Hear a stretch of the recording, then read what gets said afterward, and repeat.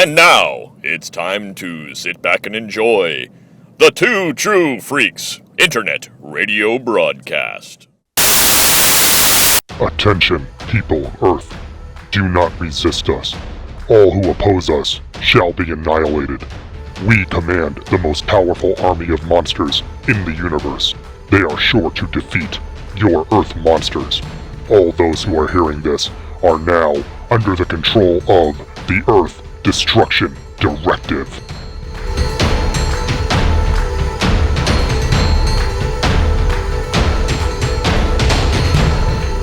Hello everyone and welcome to Earth Destruction Directive.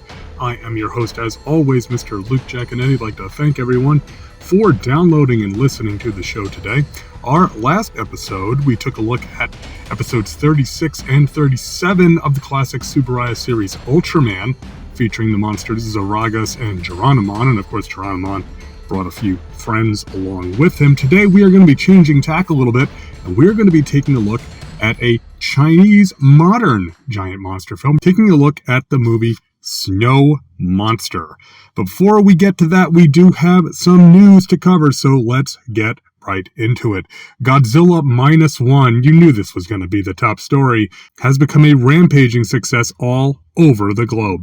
The film has continued to gain theatrical extensions here in the United States and has opened elsewhere around the world, at the same time continuing to rack up critical praise. Now, as of this recording, Minus One stands at a U.S. domestic gross of just at $50 million, with international grosses above $41 million, according to Box Office Mojo, which is slightly behind on reporting Japanese and other international box office. And this puts the film at above $90 million, which is an incredible accomplishment for a film which was predicted to have a relatively short U.S. run and then move on. Right now, they're talking about this thing reaching $100 million, which is unheard of. Now, in addition, Toho has announced the black and white version of the film, Godzilla Minus One /C. I'm guessing that's supposed to be Divide by C. I've also heard it called Minus One minus C, but it really looks like a Divide by on the poster. That will also get some type of theatrical release, similar to what was done for the black and chrome version of Mad Max Fury Road several years back. Now, just to put some of these numbers into perspective, Minus One had the best debut ever in the United States for a Japanese language film, and it is the highest grossing Japanese movie in U.S. history. Okay? Live action movie, I should say. The highest grossing live action Japanese movie in U.S. history. That's incredible.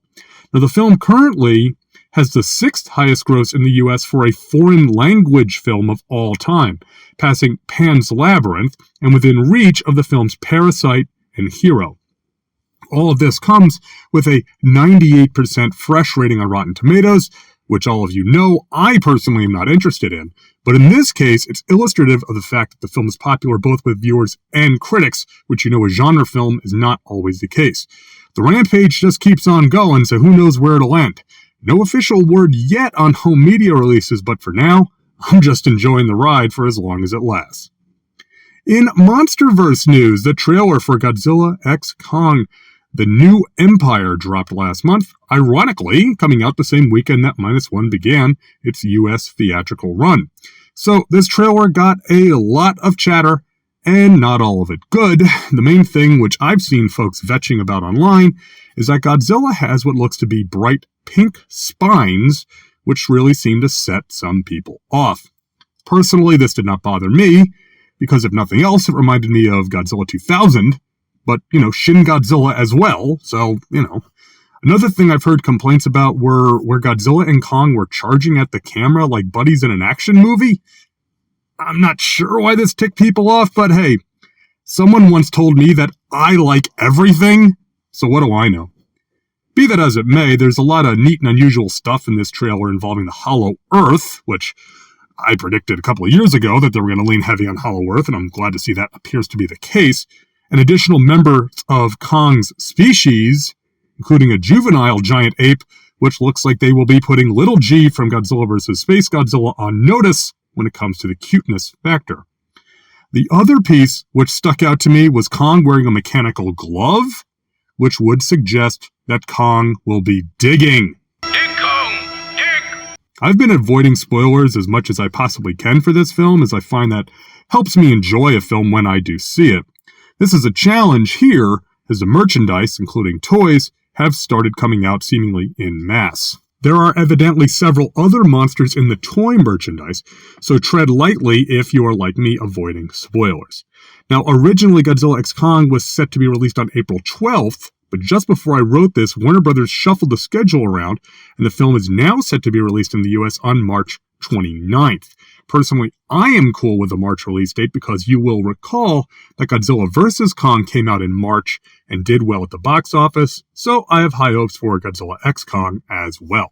So that's all the news I've got. If you've got anything that you think will fit the news here at Earth Destruction Directive, go ahead and send it in to me, earthdestructiondirective@yahoo.com, and I'll be sure to give you a hat tip here on the show. All right, I'm going to take a quick break, and when we come back, we're going to be covering Snow Monster right here on Earth Destruction Directive.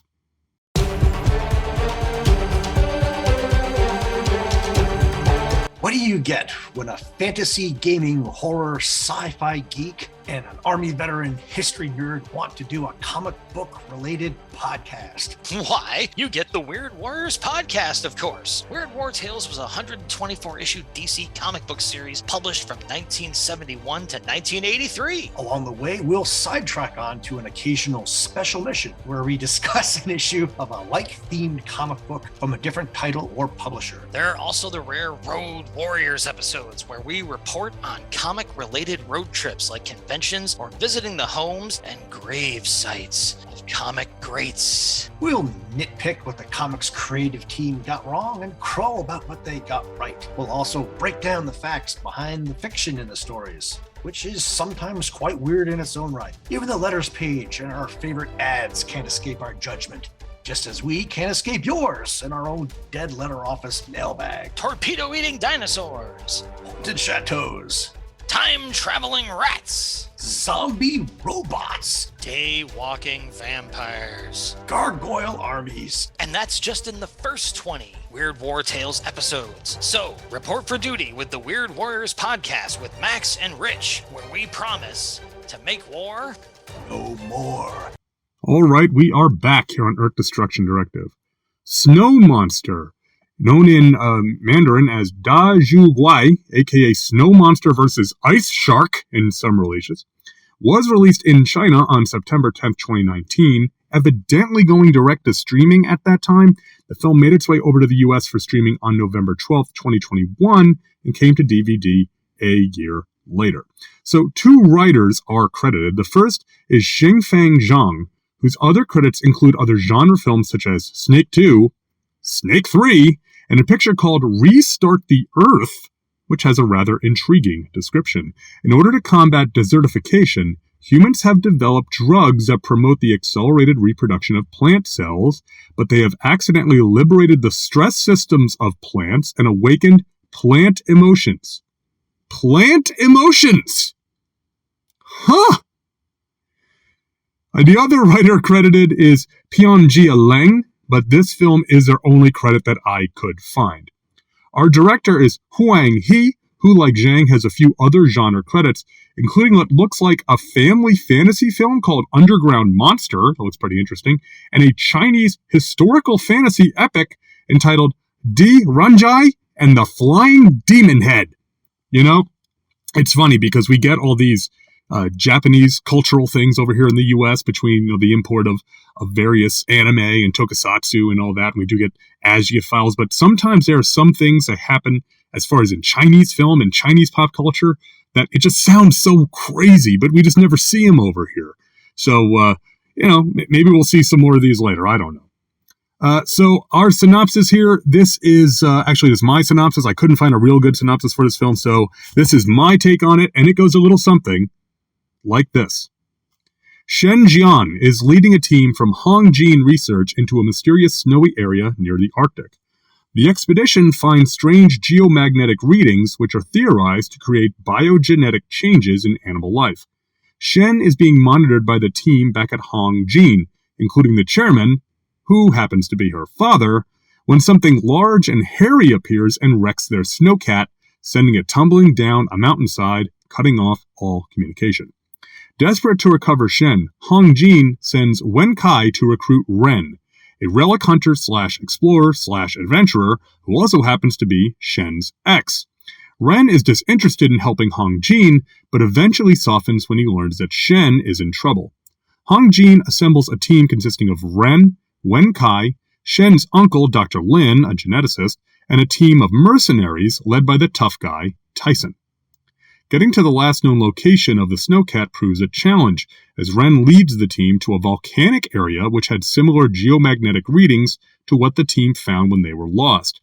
The site is dotted with ruins, and by manipulating the stone structures, Ren is able to open a hole in the earth, into which the team is promptly swallowed. Moving forward, the team discovers skeletons and other remains, and soon enough find the cause: vicious, toothy birds who resemble oversized crows mixed with lizards. The team is attacked by the flock and several members are killed, but Ren determines that they are sound hunters and orders everyone to be quiet. The flock quiets down and the team begins to sneak out, until Wen Kai's phone alarm goes off, waking the flock again. The team runs for what appears to be an exit as Ren tosses an explosive to cover their escape from the monster birds. As they leave the cavern, the team finds themselves in a snowy wasteland. Seems that the cavern was a pathway into this mysterious area. Soon, the team finds evidence of the wrecked snowcat, including a video camera which shows that Shen survived the initial crash. The investigation is cut short, however, by the sudden and deadly appearance of a monstrous shark which is swimming through the snow. The giant shark is able to leap into the air and attack the team, taking down several mercenaries whose weapons do not seem to have any effect. Suddenly, the ground shakes and a massive, shaggy and horned humanoid creature appears. The giant yeti picks up the shark like a man holding a fish and bashes it into the ground, repeatedly, killing it. Staring in awe, things go south quickly when a mercenary accidentally fires a round, striking the yeti. In rage, the beast roars in defiance and the team opens fire. The yeti smashes the earth with its fist, creating an avalanche which envelops the team. Ren awakens to find himself and the other members of the team, including Wen Kai, tied up on a dais surrounded by what looks to be a primitive tribe. As one of the elders cuts each member of the team on the ankle, Ren frees himself and makes his move, holding the elder at knife point. Ren is attacked by the warrior Kaya, and she is able to disarm him. Things look grim until Shen shows up, alive and well. Shen tells Ren that the tribe found her, the only survivor of her expedition, and was trying to help his team as well with a bloodletting. The ancient people worship the Yeti, and the High Priestess can communicate with the beast. As Ren and Shen start to reconnect, Ren learns that Dr. Lin and the mercenaries are still missing. We catch up with Dr. Lin and the mercenaries when the doctor reveals that he is actually an agent for a rival company, the Middle East Shark Group? That's what he says the name of the group is, I'm just saying. Here on a secret mission to retrieve DNA from the Yeti, Dr. Lin recruits the mercenaries to his side and they set off to hunt down their prey. Back with the tribe, Ren, Shen, and the rest of the team are taken to a cliff face where the priestess and the rest of the tribe communes with the Yeti. The ceremony is interrupted by the arrival of Dr. Lin and the mercenaries, who kill one of the elders and abscond with Shen, Kaya, and the priestess, intending to have her lead them to the Yeti's stomping grounds. The priestess, however, leads them to the territory of the ice sharks, and the predators attack the mercenaries hungrily. Surviving the attack, Dr. Lin shoots the priestess after the Yeti arrives on the scene, starting another battle. Ren and Wen Kai arrive just in time for a trio of high-tech fighter jets to arrive, called in by Dr. Lin. The jets buffet the Yeti with sonic weapons, and the mercenaries seemingly have the heroes on the back foot. But thanks to an assist from Wen Kai, Kaya is able to kill the leader of the mercenaries, and Ren shoots down one of the jets, allowing the Yeti to take out the other two. Dr. Lin, injured by jet shrapnel, tries one last attempt to kill the Yeti with a high-powered rifle, but is smashed into the ground by the beast. The survivors bid farewell to the tribe, with Kaya now the priestess, though Ren and Shen realize the harm they have brought upon the peaceful natives by their presence. Back at Hong Jin, Shen is reunited with her father, but the reunion is cut short when one of the technicians discovers a strange reading on his monitor, and we see what appears to be a giant snake lurking in the rainforest. So this was something of a change of pace for this show, but still features a strange hidden land, native peoples, a monster god, and greedy capitalists. So is it really all that different? Let's get into the notes. First off, I need to give a shout out to Thomas DJ of the Octodonaganagon, I can never say that, Theater Works, and the Honeywell Experiment, as Thomas was the one who had actually suggested this movie as a good candidate for the show. I had heard of some of these Chinese monster films previously, including seeing the covers in Walmart or online, but I had not actually watched any of them, so thank you, Thomas, for kindling an interest in this film specifically, and into me learning more about this film and others like it. So big shout out to Thomas. Please go check out the Octodecaganagon Theater Works, and some really cool audio drama work that Thomas produces. Now, it's difficult to find English language information about this film, and most of the credits, including the production company logos, are in Mandarin. I can say that the film was distributed by Youku, one of China's top video and streaming platforms, and it was through their English YouTube channel that I watched this film. Youku has been involved in self-produced content going back to the mid-2010s, and these genre films seem to be a staple for them, again, based on what I can locate in English. Their YouTube channel has a wide range of creature features streaming, including what appears to be giant crocodiles, land sharks, giant swarms of bees, giant lizards, giant octopi, giant roaches, a hydra, and others. It seems that, much like here in the West, cheaply made genre content is very useful in China for providing volume on streaming platforms, I imagine again, due to their low cost and relatively strong return on investment. As an aside, if you're interested in Chinese dramas, this is the YouTube channel for you. There appears to be a few dozen different series across various genres, all of them English subtitled and arranged into playlists. So I'm going to try and post a link in the notes if you want to check that out.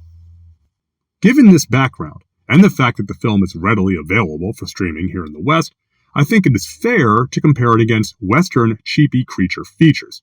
The most well-known of these outfits is the Asylum. Now, you may remember that we did touch on the Asylum last year in Gaiden 32 with their mockbuster Ape vs. Monster, and, despite my better judgment, I do plan on having another Asylum film here in the future.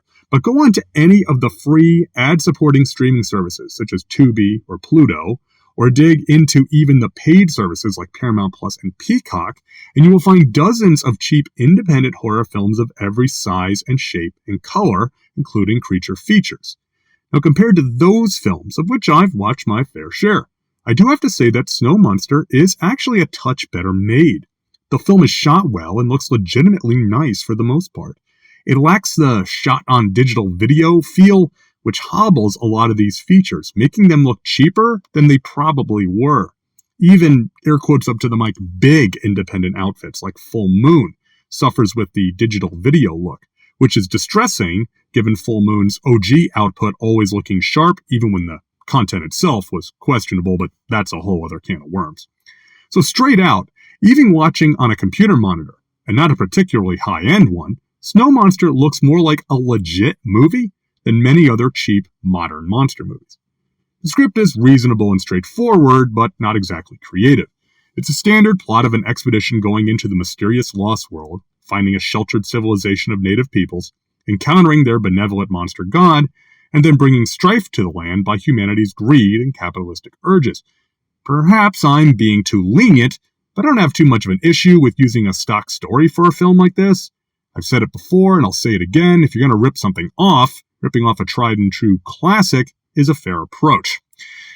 I must also add that adding in a credit scene teaser for the sequel, which also ties it to another series of films, specifically the series Snake, of which there are 3 entries, that's a total power move right there. It amused me greatly, even if that teased film has yet to materialize. The acting's harder to gauge, being as I do not speak the native language. The actors seem to be avoiding too many hammy tendencies, except for our comedy character of Wen Kai, which speaks in part also to the characters. Like our story, the characters who populate the film are all stock characters themselves. The roguish explorer, the brainy female scientist, the fat comic relief, the noble savage girl, the greedy capitalist, the ruthless mercenary. There's not much we have not seen before in this film, which again is not atypical and in fact expected for the most part in this type of film. Now, I must say that the special effects are where this film really separates itself from the pack a little bit. Our titular snow monster is primarily rendered through CGI, although evidently there is some suitmation mixed in there as well. And the CGI is actually not bad at all. Much better than we saw in Ape vs. Monster, for example. The monster is well rendered, covered in white fur, not unlike the Ultra Monster Wu. It helps that most of the scenes involve heavy snow cover, which obscures things slightly. But on the whole, I was impressed with how the Yeti was brought to life. Similarly, the ice shark, God bless cheap shark monsters. You do yeoman's work, man. But the ice shark looks as good, if not better, than most CGI sharks. Now, of which there are, I admit, many from which to choose. So there's a lot of CGI sharks out there, but he looks fine. Both the Yeti and the shark are well designed. They move well. Both avoid the sort of PlayStation 3 cutscene sort of skin textures, which seem to plague these types of movies. The monster crows seem to have wandered into this movie from some type of subterranean horror show, but they're suitably creepy in their scene, and they look good. The real issue here, then, is that there's just not much to the movie. It plays itself out in 82 minutes without much surprise or fanfare. It's not overly ambitious nor creative in how the story is told, seemingly being more interested in just telling that story from Act 1 to Act 2 to Act 3 in an efficient manner and simply moving along. It doesn't bog down, which is good, but at the same time it also glosses over story elements. How does this tribe survive without seemingly any food supply or source of fuel for fires? How did the initial expedition find the hidden land? Why didn't the second expedition just follow that same route? How do the fighter jets show up if the location is so hidden? We don't even get lip service answers to these questions. Instead, things simply happen, and we're asked to accept them and follow along. These leaps of logic start to pile up at the end, at which point I was lulled into a state of disbelief and just enjoyed the film as it was. Now, your mileage, of course, may vary on that front. Overall, Snow Monster, it's not bad for a cheapie. It does a decent job of showing us rather than telling us, unlike a lot of other films of its type. The story's not bad, despite being fairly basic, and the special effects are decent. It's not particularly memorable, and the characters are all broad archetypes, but given the choice between this film and typical domestic fare from outfits like the Asylum or otherwise populating discount DVD bins or online free streaming services, it's a very passable way to spend a little under an hour and a half. Probably about 90 minutes with the ads on whatever streaming service you're watching it on. Now, if you would like to own Snow Monster, you can buy or rent the film on Prime Video on Amazon. The DVD is not listed on Amazon that I can find, but you can find it on other online retailers. I think I found it at Target and a few other sites like that would get it through an affiliate. As I said, this film is streaming for free on Youku's English language YouTube channel, to which I said I will put a link in the show notes if you want to check it out there. It's also, I believe, available on Tubi and Pluto. This is one, if you put it into your Google machine, you'll be able to find it streaming with relative ease. It's out there for you to consume. So now I throw it to you, the listeners. What do you think? Have any of you watched Snow Monster or maybe some of these other Chinese cheap creature features? What do you think? Do you like taking things in different directions, using kind of old, tried and true story methods and making new ones out of it? How do you think they compare to films produced here in the West? Write me in and we can talk about it. Earth Destruction Directive at yahoo.com. Love to hear from you. All right, that is all I've got. I'm going to take a quick break and we're going to be right back with some listener feedback right here on Earth Destruction Directive. All right, Jimmy, before you fire up Uber Mogura's engines and fly to our first destination, we need to record a promo. Jimmy? Jimmy? Jimmy! What do you mean, busy? With me. Oh, good Godzilla. Kaguya, please stop distracting my intrepid producer. But he is educating me on what it means to be human. But you're a Zillion, not a... Oh, never mind. I'm not opening that can of kaiju worms. You better switch to your new mic for the season premiere, Jimmy, because the droid voice is getting old. I think it's sexy. This is why tongue biting has become my new hobby. Anyway, I've got a script right here. Let's record. Hello,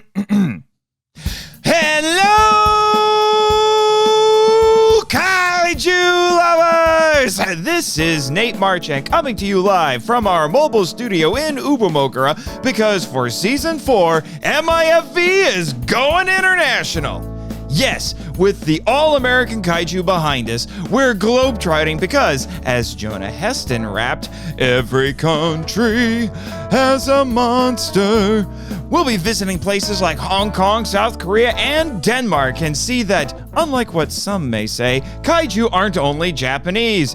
I've selected over a dozen films for the world tour, ranging from classics new and old like The Host and Gorgo to infamous cult classics like Super Inframan and Reptilicus. The guest list includes newcomers like Tommy Trembath of Giant Size Violence and returning favorites like John LeMay, Daniel DeManna, and Neil Reeby. But don't worry, Godzilla Redux will continue, with us nearly finishing the Showa series this season, and so will our Patreon-sponsored Wildcard episodes, which are truly eclectic this year. Righto, Jimmy. This season we're celebrating our 100th episode, and boy howdy, do we have some big plans for that milestone. Can I be in it? We'll talk, Kaguya. Episodes will alternate between a full-length film discussion with the tourist centered on our main theme and another one that's part of our ongoing sub-themes. But you'll also hear special bonus episodes this season that will focus on even more international kaiju films. It is! So join me and the intrepid Jimmy from NASA. And his girlfriend, Kaguya. Sure. For a travelogue of tremendous titans starting next week. Until then, Totsiens, Annyeong, and goodbye. All right, Jimmy, let's get going so we... oh, good grief. Let her breathe, man. All right, we are back here on Earth Destruction Directive. Now it is time for a little bit of listener feedback. If you would like to get into the show, you can email me at earthdestructiondirective@yahoo.com. You can also reach me on Facebook, on Twitter, or on a YouTube channel. Just listen to the outro to the show and we'll give you all that information. Our email today comes from my friend and yours, Gene the podcasting machine, Gene Hendricks, from the Hammer Strikes and Two True Freaks. And Gene writes in with the subject Goji Comics question. Hiya, Luke. Hiya, Gene. As you're in search of feedback, I thought I'd ask you a general question based on your latest episode on the Godzilla Oblivion series. When looking at Godzilla, or other giant monster comics, what is your ideal setup? How much or little does the monster in question need to be the protagonist? How much human interaction / presence is necessary? Are the monsters fantastic enough? Or should there be something else? Interdimensional portals, for example, in addition. Should it be a limited or ongoing series? Lots to chew on there, I know, but you've reviewed so many comic series to this point that I thought you might have formulated some of these answers already.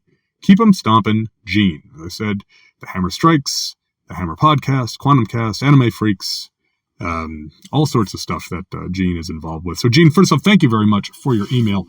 It's a good question, because we've covered a lot of comics. Like you said, we covered all of the Marvel Comics, Shogun Warriors, and Godzilla. We've covered many of the IDW Godzilla series. We actually covered a little bit their first series, which I did not like at all. Their second series was much better. Their third one, which is Kingdom of Monsters, we have not gotten to yet, but that one was another one that ran for like 25 issues, a long ongoing. And of course, plenty of miniseries and one-shots. And I think it's, you pose an interesting question. Does the monster need to be the protagonist, or do we want humans to be the protagonist and identification characters? I think it can work both ways. Generally, I've liked the ones where we've had a human story, much like we see with the films, right? That there is this kind of push and pull between the fans that don't want to hear about humans and only want to see the monsters, and the ones that think and believe truly that the humans is what drive the stories and the monsters are characters in part of that human drama. I think it works both ways. The Marvel Godzilla series did not have the strongest human heroes. And, there was, Rob Takaguchi was really kind of annoying. But there was some good stuff. Now, there has been some series that have had really well done and well executed human plots. Godzilla: The Half-Century War by James Stokoe immediately comes to mind, where the story of our hero and his 50-year fight against Godzilla was just engaging, right? And you could have done that story with a different monster, an original monster, and it would still have been just as compelling a story, right? So I think it does. I think you do need some level of humans to drive it and push it, because we've had series where it's just monsters. And I know that's not exactly what you're saying, but like Godzilla in Hell. Godzilla in Hell was a cool series, but it was variable, right? It can be tough to have a series where we don't have humans to help drive the story along, right? So it really relies on the strength of not just the writer, but the artist to communicate the story through the visual aspects of the art. We've had a few of the IDW one-shots that, there's one that jumps to mind. I haven't covered it on the show, but it's the Godzilla Rivals Space Godzilla, where all of the, air quotes up to the mic, human characters are actually aliens, and the entire book is written with the alien language not translated. And I found that just really difficult to get into. Like, it was just, I got it, but it's like, it just didn't grab me. And we've seen that a few times with these IDW one-shots where the human story is just perfunctory, and it's like, okay, this is an excuse to get these characters together, or this is an excuse to have these monsters fight, and that's fine, but it doesn't really stick with you, right? The same way that, again, something like Half-Century War does. Now, I'm not saying it just because we've got a human story that makes it automatically great, but I think that there is something to be said for if you can write compelling human stories around the monsters, and you've got that push and pull again. I always look back, my favorite of the Showa films, of the sequels, are, Ghidorah the Three-Headed Monster and Monster Zero. Both of those films, I think, have a very strong balance between the human story and the monster story, where there is give and take, and what happens in the human story impacts the monster story, and what happens in the monster story impacts the human story. And that's like my favorite, right? That's my favorite type of setup. So anything that can emulate that, I think is really going to hit that sweet spot for me. Right. You talk about are the monsters fantastic enough? Should there be something else? I think there's room for both. There are some of the more memorable ones are not just monsters on the loose. The Marvel Godzilla where he shrunk down, right? That led to some very memorable issues. Not just the one where he's the rat size in the sewers, but the one fighting the Fantastic Four in the American Museum of Natural History. That's a classic as far as I'm concerned. Right? And that was using a fantastical element. You can get a lot of mileage, I think, out of Monsters on the Loose. I think eventually you do need to continually rethink the setting. You can't have Godzilla just attack a major city every issue. That eventually starts to become kind of old hat. Right? So I think if you're having an ongoing series, which kind of gets into your other question, you need to introduce those fantastical elements to kind of keep the plots fresh, right? Another one, the Marvel Godzilla, when they sent him back in time and had him eat Devil Dinosaur, which I thought was brilliant, right? Man, I would have loved to see Jack Kirby draw that, but that's neither here nor there.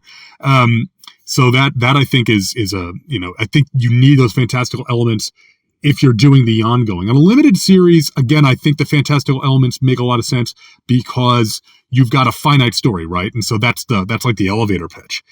Oblivion's a good example. It's like the elevator pitch is, there's no monsters in our world, but these interdimensional portals bring all these giant kaiju to our planet, right? So that grabs you right there. Godzilla in Hell, another good one, where it's like, it's literally it's Godzilla in Hell, and that's it. That's the entire pitch, right? That's not necessarily something you could do on film because it's such a fantastical concept, right? And I always, I think it was Roy Thomas said this when talking about the Kree-Skrull War, that one of the strengths of comics is that it's the same budget whether you're drawing Peter and Mary Jane talking in Peter's bedroom or you're drawing an epic scale cosmic battle with dozens of characters. It costs the same amount to draw and print that comic, right? So I think the strength of comics is to do some of these, more out there fantastical concepts. So I think that is, again, if you're going to do the ongoing, or even with the miniseries, I think you need something like that as a hook to really draw people in and create memorable stories. So, that's just my take. I'm curious on what other folks think. How do you like your giant monster comics? Do you want more or less humanity? Do you want more monsters and less humanity? Do you want a balance? Do you like them a bit more monster on the loose or a bit more kind of out there fantastical? I'd love to hear some feedback on this. So great series of questions, Gene. Earth Destruction Directive at yahoo.com. Easier for me to say. Listeners, send in your thoughts because I'd love to have this discussion continue on, because to me, this is really good stuff. So thank you very much for writing, Gene, with the thoughtful question. I very much appreciate it. And again, if you all want to get in touch with me for anything, Earth Destruction Directive at yahoo.com. Hit me up on Facebook or Twitter, or X, I guess we're supposed to call it, or YouTube. Very much appreciated. Speaking of social media, likes, shares, reposts, thumbs ups, all of that good stuff for the last couple episodes came from the Telltale Mind, the Fanholes podcast, Robert Ludwig, the most sane man among us, Kirk Spencer, Big Five Army, History of Comic-Con Film, that's Derek WC of the Fanholes, the Two True Freaks podcast, the Monster Island Film Vault podcast, Bill at Spy Vinyl, Brrrr, Mr. Lomax, Bob Hansen, Brian Sever, Billy D of the Magazines and Monsters podcast, my brother Jason Giaconetti, Chuck Rodriguez, my good friend Adam Tebow, Tim Elliott, and Christopher J. Warden. Thank you very much, everyone, for all of that support and signal boosting on social media. I say it every time, and once it stops being true, I'll stop saying it, I promise. But podcasts are a labor of love, and everything that you can do to get word out and spread the word about the podcast you enjoy, whether it's Earth Destruction Directive or other ones, I'm not greedy, is very much appreciated, and it means a lot to the creators, and it means a lot to me specifically. So thank you very much for that. I'd like, of course, take this opportunity to remind everyone that here in 2024, Earth Destruction Directive is still for everyone. We're not a gatekeeping show. We're a show for the fans, by the fans. If you want to be involved in the Godzilla fandom, you are welcome to interact with the show in any way that you feel comfortable. Maybe you got taken to a screening of Godzilla -1 and you just had your mind just, you might want to put on a helmet sort of situation. And you're brand new to the genre, you're welcome. Maybe you're just hyped up for Godzilla X Kong, and you're just new and trying to dip your toe in, you're welcome to come on here. All are in fact welcome. I do want to say that I had intended to get a Christmas episode out in 2023 where we normally do the end of the year. It didn't happen for various reasons, so hope everyone had a good holiday season. Everyone stayed safe over New Year's and all that. We are a safety first and a safety conscious podcast here on Earth Destruction Directive. So that said, we also always have to look forward. And what's coming next? Well, we're going to be shifting from the moving image to the still image. We're going back to comics. We're going to be taking a look at Mystery of Ultra 7 from Marvel Comics. This is the third and, as of right now, final miniseries for the Subaraya Ultra series as published with their license by Marvel Comics. This follows on from Rise of Ultraman and Trials of Ultraman, which we covered in the last couple of years. I'm very much excited to read this. I've had this sitting on my nightstand for a few months. I've not actually read it, so it's going to be a surprise to me. I believe it's on Hoopla if you want to check it out. I know the other two are on Hoopla, and I think this one is too if you want to check it out beforehand. But that is what I'm going to do. I am sure we will have more news on the continued success of Godzilla -1. We'll also be running up bringing right into the hype phase for the release of Godzilla X Kong: The New Empire, and of course any other news that comes down the pipe. So I hope everyone will come back and join us for that. Again, thank you everyone for listening. I hope you enjoyed this episode. Please check us out on Facebook. Check us out on Twitter/X. Go search Earth Destruction Directive on YouTube and you can find us there. And please come back next time when we'll be talking about Mystery of Ultra 7 from Marvel Comics. Thanks everybody once again, and until next time, keep 'em stomping. This has been Earth Destruction Directive, a Daikaiju podcast, produced and created by me, Luke Giaconetti, as part of the Two True Freaks Internet Radio Network, available at twotruefreaks.com. This is a fan work celebrating the history and culture of Japanese giant monsters. All movies, TV shows, comic books, characters, and other intellectual property is copyright their respective copyright holders, and no infringement is intended or implied. If you would like to send an email to the show, you can email me at earthdestructiondirective@yahoo.com. I try to respond to all emails, and if you send in some comments, I will read them on the show. All episodes of Earth Destruction Directive can be found at 2truefreaks.com. You can also find the show on your favorite podcatcher. Just search for Earth Destruction Directive. You can even leave a review on your podcatcher of choice if you'd like. You can find me on Facebook. Just search for first name Luke, last name EDD. You can also get in touch with me on Twitter. Just search for the handle @LJacone. That's LJACONE. The theme song for this podcast is Future Gladiator by Kevin MacLeod, downloaded from Incompetech.com, licensed under Creative Commons by Attribution 4.0 license. Thanks for listening, and be sure to come back next time for more city-stomping fun here on Earth Destruction Directive.